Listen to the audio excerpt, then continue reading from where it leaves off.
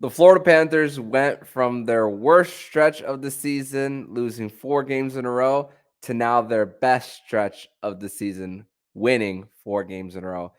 And they do find themselves after Tuesday night in a playoff spot. And oh, it feels so good. You're Locked On Panthers, your daily podcast on the Florida Panthers. Part of the Locked On Podcast Network, your team every day.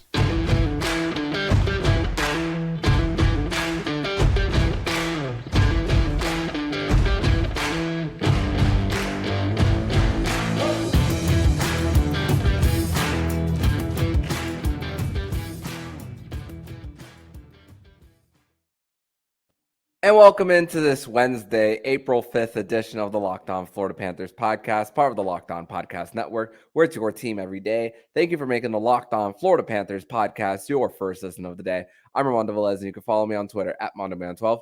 You can follow the show account on Twitter and Instagram at LO_FLA Panthers. And don't forget to subscribe to the YouTube channel. Send in your screenshot and your 5-star rating to whichever podcast app you listen to the show, and send it to me on Twitter or Instagram at LO_FLA Panthers, or email it to me at LockedOnFLAPanthers@gmail.com for your chance to win 2 free tickets to the Florida Panthers versus Toronto Maple Leafs game on April 10th.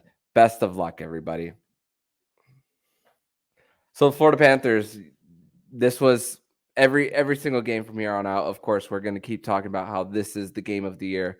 But you think about the circumstances for the Florida Panthers as a team that is 4 points behind you with 2 games in hand. So assuming they would make up those games in hand and win, you know that what you couldn't do on Tuesday night was lose in regulation.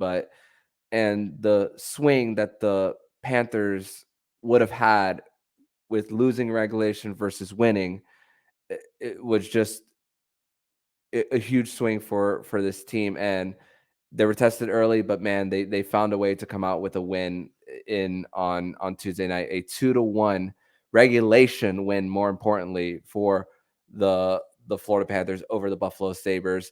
And this is a great time to welcome in my guest on the show. It is a Winans Wednesday edition of the show. Jacob Winans is back after a little stint on the IR. Jacob, welcome back to the show. Man, thank you for having me. It is a great night to be here. So much to talk about, so much to cover. And we were just talking pre-recording here that last time I was on was recapping that loss to Philly. And there's been almost 2 whole seasons of action between then and now. The Panthers have had the lowest of lows and now the highest of highs in that time frame. So, I'm super excited to get into some of that. Yeah, and you think about how the Florida Panthers have not lost since Keith Tkachuk made his comments after the Ottawa game. You also think about how the Florida Panthers haven't lost since Alex Lyon has been between the pipes for the Florida Panthers as well.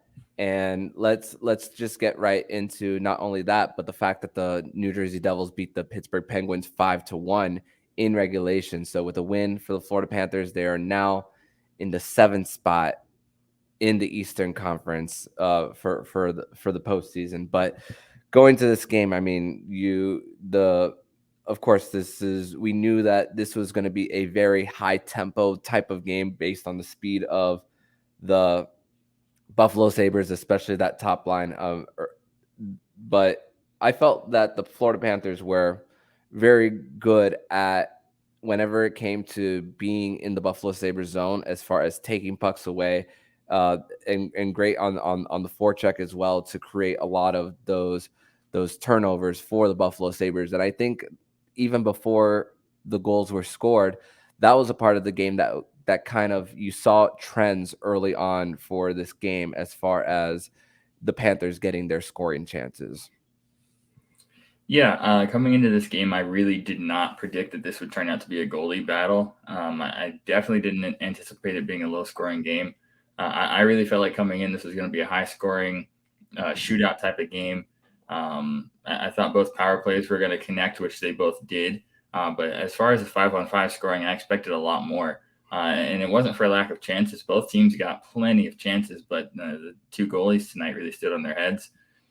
And a lot was made of that goalie matchup going in, given that Alex Lyon has been red hot, and then of course Devon Levi, a Panther draft pick, traded for Sam Reinhart. All eyes were on that goalie matchup tonight, and it really I anticipated a high scoring game. That's not what we got, and it was it was really entertaining. The lack of goals was not a lack of entertainment. This game was fast paced. It was physical. It was up and down. It was playoff hockey. Yeah, and trading chances as far as that, and also trading penalties for both teams. I mean, only 11 minutes and 45 seconds of that first period was spent on 5-on-5. Of course, the Florida Panthers, they went to the box a few times in period number one, as did the Sabres. I mean, but even before the Sabres scored on the power play, Ekblad loses the puck behind the net and Alex Tuch gets it in, and that's what we thought was the first goal. But then the review was for offside, and Alex Tuch was clearly in the zone as Jeff Skinner was gaining it, and that was good. That would have been on their first shot of the game, and the Ekblad got a little bit of a break from the replay review room as well, but then he himself draws a penalty later on, and also a little bit of sloppiness, of course, with the sticks as well. Etu's penalty ends up turning into a power play goal, and a shot that Dylan Cousins deflects off of Gus Forsling into the net. I mean, you think about adversity for this Panthers team. A goal that was taken off, and then giving up the first one on the power play, which we've seen so many times that the Panthers have struggled on the PK. But when you give up only one and then you make it up for even strength play, you're not going to be mad 9 times out of 10. Agreed. I feel like we have to be more disciplined. The team's got to be more disciplined, especially with some of the stick infractions. You can't afford to have that. And come playoff time, in the playoffs, if assuming we do make it, if we do make it in the playoffs, the refs do tend to let guys play a little more. But the one thing that are really not negotiable, and refs have no choice but to call it, are stick infractions. If you high stick someone, if you hook someone, if you trip someone, it's getting called, whether it's regular season, preseason, playoffs, it doesn't matter. So some stick discipline is going to have to kick in here at some point, without a doubt. But I think aside from a couple of really silly penalties and Ekblad making a really kind of ill-advised play, not great on his part, Alex Lyon does a great job bouncing back from that. That could have been demoralizing, even though the goal is taken off. Being able to bounce back and have a really solid game going forward, I think was huge. And then just special teams in general, penalty kill comes up huge later in the game, Yes. especially at the end. It was only 12 seconds, but anytime you're in a 6-on-3 situation, you're really holding on for dear life at that point, and they held strong. The shot blocking tonight was excellent. Yes. Way better than what we're accustomed to seeing with the Panthers and blocking shots. So I think they really dialed it up and keyed in on special teams later on in the game. But scoring a power play goal after giving one up is massive. To be able to break even on the power play and then rely on your 5-on-5 to carry you through to the end of that game, I think was huge. Because a lot of times the Panthers have been the better 5-on-5 team, but there's just too much ground to make up from poor special teams. Having a 1-to-1 split on special teams goals, the Panthers can really trust their 5-on-5 game to carry them to a win most nights. So I think that was a really good way that this one worked out for them tonight. Yeah, now that's 8 straight periods that the Florida Panthers have gone without giving up a goal at even strength, going back to the first period of their game against the Montreal Canadiens, and Aaron Ekblad getting the goal for his 13th on the power play, and great job by Chucky and Barkov down low in the board battle, getting it back to the point, and then getting it and from Montour to Ekblad to nail the wrister off the post and into the net. But not only was that the story of the game, but the story of this game was Alex Lyon, and we're going to talk about that next here on the Locked On Florida Panthers podcast. But first, we're going to tell you all about Indeed. And sometimes hiring the right people can be a little difficult.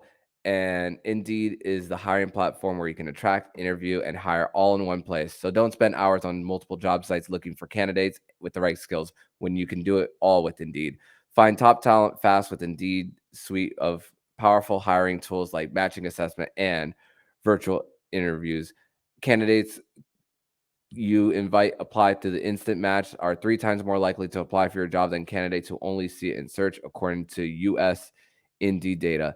Indeed knows when you're growing your own business, you have to make every dollar count, and that's why with Indeed you only pay for quality applications that match with your must-have job requirements. Visit Indeed.com/locked-on to get started now. Just go to Indeed.com/locked-on. Indeed.com/locked-on.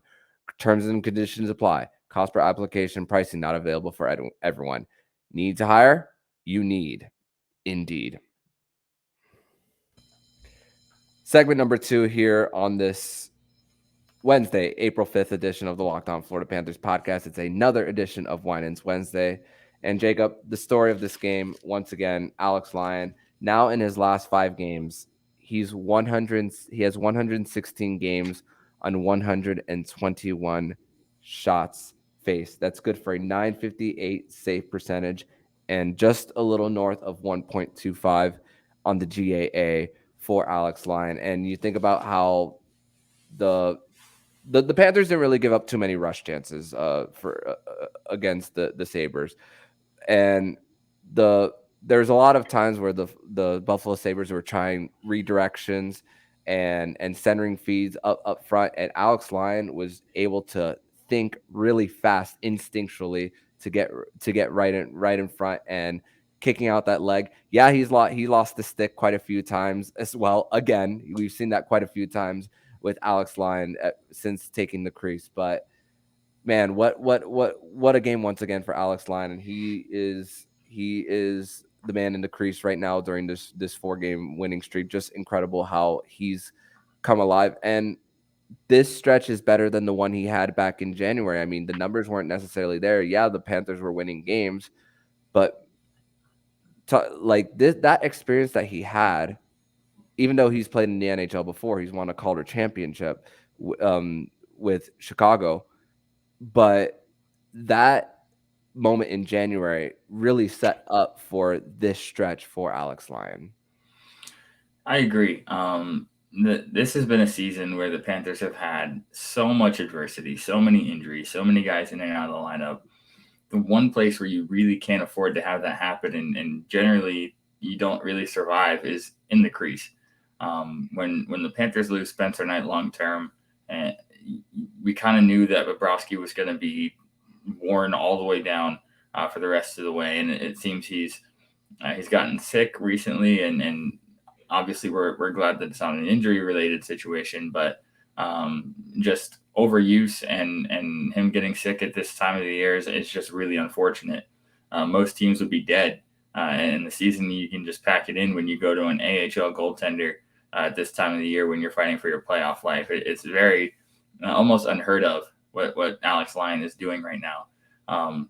But I also feel like people need to remember that this is not a guy who is unaccustomed to big hockey games. It's not a guy who's super young and inexperienced. This is a 30-year-old veteran goalie. He's played with Philly. He's played very, very meaningful, important do or die hockey games in the AHL. That's not an easy league to play in, and he's won a championship at the AHL level and been the man in the crease for a championship winning team. So he knows about pressure, and I think he handles it really, really well. His style is scary at times because he loses his goalie stick. He'll flop around. Sometimes he looks desperate. He has no idea where he's going, but the result is there. It's obvious. This is obviously well before my time. I was only born in 2000, but just watching him play stylistically kind of reminds me of Beezer, honestly. Undersized goalie, really good at anticipating plays, and he doesn't always look the most sound doing it. But he generally makes the saves, and I think having a hot goalie this time of year, that's really what you're looking for. We may in the next couple of weeks be having a discussion about if the Panthers do get in, if Alex Lyon's still red hot, do you actually start him in a playoff game? Because I right now, the way he's playing, I don't know if you can take the net away from him if he keeps this going. So it's setting us up for a very interesting storyline, but it's a great problem to have, because right now we have a goalie who's red hot. It seems like nothing's getting past him. He's got all the puck luck in the world behind him. If he could just hold on to that goalie stick, he'd be the perfect goalie. I'm really loving what we're seeing from him, and momentum wise, everyone knows playoff hockey this time of year, especially in hockey above almost any other sport, momentum is everything. And right now the Panthers have something. They've caught on to something. They've got a spark. It's Alex Lyon. And honestly, however long this goes, I'm really just enjoying watching this guy play. He's must-see TV right now. This is a great run. No doubt. And of course, going back to the whole storyline with Alex Lyon and his story throughout the AHL and NHL, and then the other side with Devon Levi, former Panthers draft pick, 7th-round pick, part of the Sam Reinhart deal, only his second game in the NHL, starting the biggest game for the Buffalo Sabres in about a decade. But then also for the Florida Panthers side on that second line for the Panthers, the confidence that someone like Anton Lundell continues to have ever since that Maple Leafs game last Wednesday, and Eetu Luostarinen. I mean, those two were on fire, especially on the penalty kill, where it was 5 minutes into the second period, and Lundell and Eetu were there with multiple shot blocks, and they didn't clear the zone, but they didn't allow the puck to go towards the net. And there's also a big save that Alex Lyon had on Owen Power, where a shot fake had Alexander Barkov go out of position, and then Alex Lyon is there on the top of his crease to make a glove save right there. And even when the few times the Florida Panthers were pulled out of position in the penalty kill, you saw deliver big. But also the Matthew Tkachuk, 103 points, one away from his career high. He was consistently around the boards, chipping a puck to his teammate in Anton Lundell going on a rush. The Panthers had a whole bunch of rushes. My goodness, on Tuesday night, Devon Levi stood out strong, sprawling out, making save after save. Of course, some missed opportunities as well. We continue to see Anthony Duclair being snake bitten again. There was an opportunity that Duke had where he just flat out missed the net, and really early into the game, and then it was I believe it was blocked by Yoki-Haru early on. But the Panthers, multiple chances despite this being a 2-1 game. But I got to give credit to the likes of Anton Lundell, Eetu Luostarinen, and of course, the guy who's about to match his career high in Matthew Tkachuk. I want to give you the floor on talking about that line for the Panthers. Yeah, so that line in particular, it's a new line, relatively speaking. It's not a line that has a ton of ice time together. Mm-hmm. Anton Lundell has had overall has had a very, very difficult, challenging, and a lot of people have just called it just a wasted season as a sophomore. I don't necessarily see it that way. The numbers might not be there, but he hasn't been playing with the likes of Sam Reinhart and Mason Marchment on his wings consistently like he did last year. Some regression was to be expected, and I feel like he's taken a lot of heat that isn't necessarily warranted. But right now, at the biggest time of the hockey season, he has stepped up massively. His goal scoring has come back. He's winning board battles. He's winning faceoffs. You can see he's playing with a lot of confidence now. His confidence seemed to be lacking for a while there when the points weren't coming. But after getting a couple of really big goals in this playoff race, it seems his confidence is back. He's playing with some flair and some flash to his game, which really complements well with a guy like Eetu on his wing, who's so responsible, so defensively sound, so fundamentally sound. Then Matthew Tkachuk, who's just an all-around superstar. I really love the way that line's going right now. And then we're obviously hearing that Sam Bennett, hopefully, will be back on the ice soon, back in the lineup if he can stay healthy. So now that only serves to benefit the Panthers. Even if they do break up that line, you slide Lundell back down to the third line with Lomberg and Reinhart and maybe get those two to be more productive. With Lundell playing more confident right now, I think if the Panthers are able to get healthy this time of year, they've got some guys that are really rolling right now and playing really well. And to address the the rush chances that the Panthers got tonight, I think one, Devon Levi was just excellent. Yes. He's definitely as advertised. Obviously some size concerns, but the kid can play. I mean, flat out, he's a steal of a seventh round pick. He's going to be a good goalie in the NHL for a long time. He made some really clutch saves, especially the breakaway on Matthew Tkachuk. But yeah, the Panthers had a really good amount of rush chances, and even though they weren't necessarily going in, they're doing the right things, and the goals will come, especially for a guy like Anthony Duclair, who at the end of the game gets a breakaway, gets hooked, probably would have scored if not for the penalty. Yes. And ends up really taking the pressure off the last 2 minutes, or should have taken the pressure off before the Panthers took a not so great penalty. But at the time, I was thinking penalties, plural there.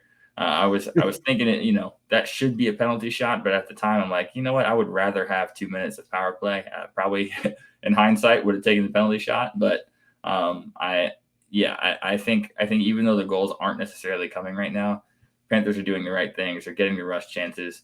They're getting zone time. It's not purely rush offense like we've seen in years past. So I think they're really doing the right things. I think guys are rolling right now that had been quiet, and winning a clutch game like that against a really good Buffalo team. Like no discredit to Buffalo. That was a good team. They're on the rise. They just don't have that big like end of season big game experience yet that the Panthers kind of do. I think that kind of bit them tonight. But yeah, that was a hard fought win, and the Panthers, even though it was low scoring, did all the right things that you want to see in a big game like that. Yeah, and we know now for sure that. I mean, we even knew this when the Florida Panthers lost to the Sabres in late February, right before the trade deadline, that this was a Buffalo Sabres team that is no longer a doormat in the Eastern Conference. And also one thing about Eetu Luostarinen, before we transition over to segment number 3, is like so much credit goes to him on that second goal by the Panthers. He didn't get a point on it, but 2 steals in that same sequence, a puck separating hit by Matthew Tkachuk to get it to Montour, and then back to Tkachuk, but big credit to Eetu Luostarinen on that. I want to give him his roses based on making a difference there. And of course, the Buffalo Sabres were kind of shooting themselves in their own foot as far as in their own zone. But in segment number 3, we are going to talk more about how the game in Tuesday night's game. There was one thing that the Florida Panthers did, and that there was no passengers on Tuesday night. We're going to talk about that more next here on the Locked On Florida Panthers podcast. But first, we're going to tell you all about FanDuel. And the NBA and NHL playoffs are almost here, and now is the perfect time to download FanDuel, America's #1 sportsbook, because new customers get a no-sweat first bet up to $1,000. That's bonus bets if your first bet doesn't win. Just download the FanDuel Sportsbook app. It's safe, secure, and easy to use. Plus, FanDuel lets you combine your bets for a chance at a bigger payout with the same game parlay. So don't miss your chance to get your no-sweat first bet up to $1,000 when you go to FanDuel.com/lockedon. That's FanDuel.com/lockedon. Make every moment more with FanDuel, an official sports betting partner of the Locked On Podcast Network. Segment number 3 here on this Wednesday, April 5th edition of the Locked On Florida Panthers podcast, where the Florida Panthers are coming off a 2-1 win over the Buffalo Sabres and officially put the Sabres to bed. Like something I spoke about on Tuesday's show, when coming to preview this game. But I also, different situations come for putting together different lineups out on the ice. And of course, when you spoke about in the previous segment with Anthony Duclair being hooked, I was yelling at my TV, penalty shot. But of course, they didn't give it to Anthony Duclair. A little bit of a careless turnover by Anton Lundell had him with a chance to clear, gives it to the Sabres, and then he ends up interfering Yost, and then of course Aaron Ekblad takes that penalty. But what Paul Maurice did prior to that, this was the lineup that was out on the ice: Duke, Lundell, Eetu Luostarinen, Aaron Ekblad, Gus Forsling. And I don't mind necessarily when it's I believe it was like 2:30 to go and you're up on the power play while being up. I don't mind doing the keep away game, but the fact that the Panthers were doing it in their own zone and having a hard time clearing instead of keeping it in the neutral zone, and instead of having a chance to just chip it down and just go to work in the boards, was a little bit of a more stressful ending than I wanted as far as this game.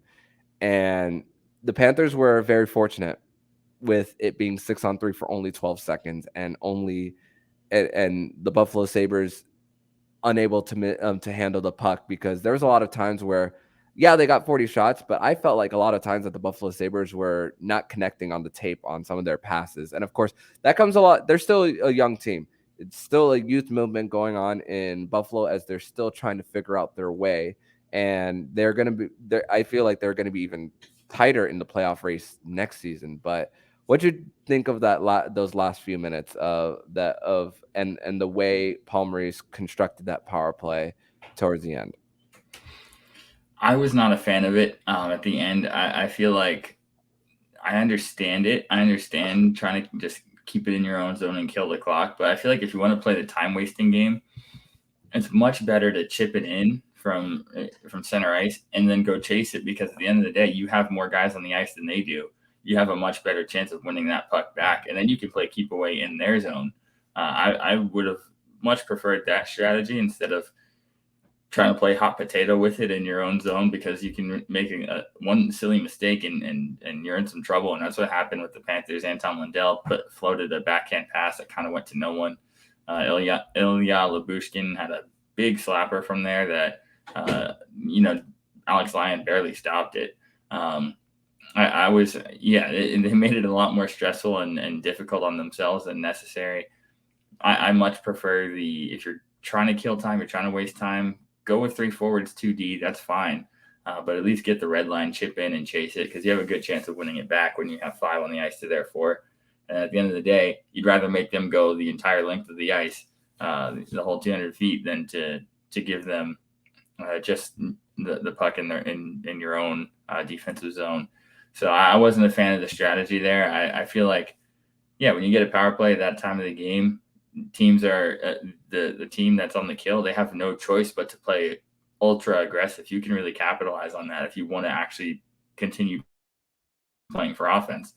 You catch a team up in the rush 3-on-1 or 3 guys up in the rush and 1 guy back or something like that. You can easily turn that around and have a 3-on-1 going the other way. So I feel like the Panthers missed an opportunity there. They didn't close it out as cleanly as you would like, but at the end of the day, a win is a win, and they got out with the 2 points, luckily, and they're going to have to learn from that, because if they want to play playoff hockey and make a deep run, you're going to be presented with these type of scenarios, and you have to handle them properly. Yeah, and no doubt, and it's still a scary situation. You're going to face a division winner if they do end up making it. And this is the type of mistakes that the Florida Panthers do have to avoid if they're going to be facing the likes of a Carolina and a Boston as well, who could take advantage, especially their blue liners as well, for each of their teams. But this game was all a game of just no passengers as well. Like I teased from going to segment number 3 to 2. I mean, you even saw the fourth line super active. I mean, you saw Giovanni Smith stopping a rush chance for the Buffalo Sabres, not even allowing a shot on goal for them. Ryan Lomberg continues to be the Energizer Bunny there, and just the Panthers missed assignments weren't a thing on Tuesday night, as they were able to just keep the Alex Lyon clean for the most parts, forcing them on the perimeter. And the few times that they did crash to the net, Alex Lyon was just there. Even when he was committed low, he didn't switch from committing low to going back high. He stayed where he was committed to. So this was a no passengers type of win as well for the Panthers. And look where they are now, Jacob. Tied with the New York Islanders, and they lead the tiebreaker now because they have more regulation wins with 34. And like we said in the very beginning of the episode, Pittsburgh lost on Tuesday night 5-1, and the Panthers, they're in control, baby. Yeah, and that's really all you can ask for this time of year. The Panthers have really shown a mental fortitude this season that I wasn't really sure they had. They're not a soft team. They're a team that mentally they've shown an ability to bounce back, which I think is something that's really been missing. They for a long time there they refused to lose 2 games in a row. They respond to a 4-game losing streak at a horrible time with a 4-game win streak to get themselves back in the race. This is a team that they definitely are not as talented as the past couple of years teams. They're not as deep.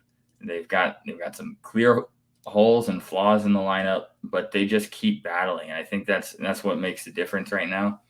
I don't think I know we're looking at potentially playing a division winner. Hopefully we get in and get that opportunity.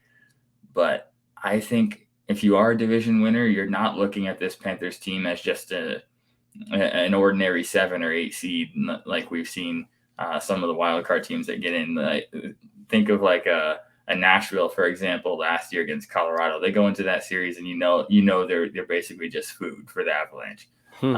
This is not what the Panthers are. This is a team with Matthew Tkachuk, with Alexander Barkov, with hopefully a healthy Sergei Bobrovsky, Sam Bennett, Aaron Ekblad, Brendan Montour playing the best hockey of his life. This is a team that won a President's Trophy last year, and the majority of the core, that group that was in the playoffs last year, is still there.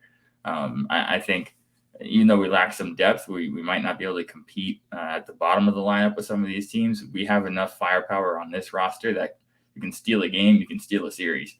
And I think just get in, and everybody's record is 0-0, and they can start fresh from there. But this is a really hot team right now. They're playing their best hockey at the right time. They've shown some mental fortitude that they're not just going to go away quietly. And I'm super excited to see how these last 4 games finish, because they, like you said, they are in control. They control their own destiny. And it's just a matter of just winning these last few games. Just do enough to get in, and the sky's the limit from there. This is a really exciting time.